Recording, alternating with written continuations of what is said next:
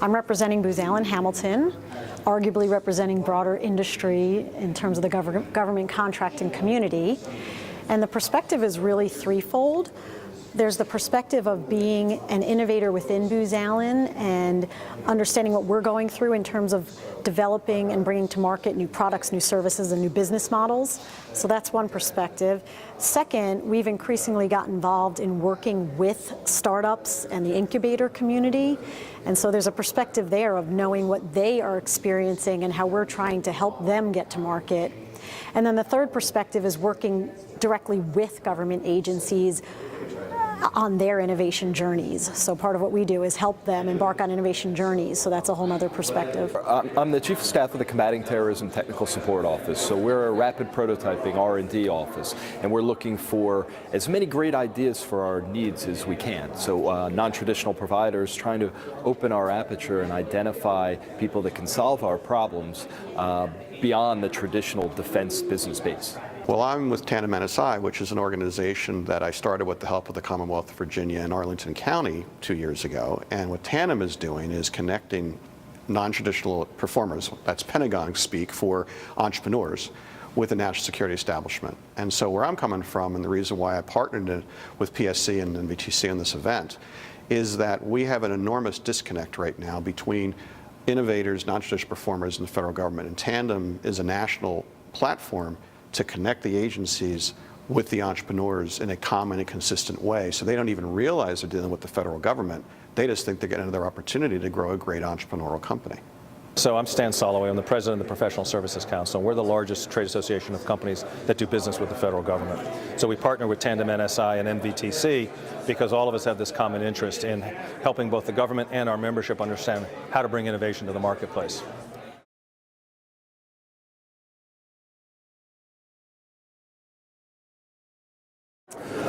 Wow, biggest takeaway, I think that the fact that people are still nervous with how to interact with the U.S. government shows that we've got a long way to go still.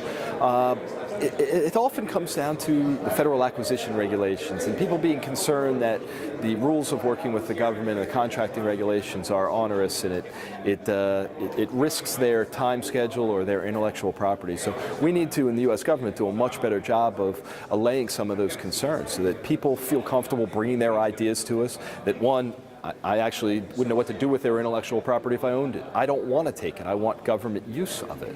And two, that we'll find ways for them to be successful. Without that, I don't get the product at the end. So we don't do a good job of coming across as a partnership or of providing an easy pathway to access our market. And that resonates each time, I guess, that we do this. Maybe it's not a new concept, but certainly it's something that came out in this environment that there's just still not that obvious, easy connection to doing business, especially on the acquisition side with the U.S. government. Well, I think what I really appreciated was the diversity of the panel. And for me, while we do some admiring the problem, I still think it's really, you get nuances each time when you bring different perspectives to the table. So having In-Q-Tel side by side with an industry player like me, side by side with Tandem, and with a government representative, and hearing how we each experience this, it does shed new light. Here in the DC technology community, we're our own worst enemies. We spend far too much time worrying about what we're not and not being proud of what we are. And what we are is the part of the country where the largest concentration of national security innovation occurs right now.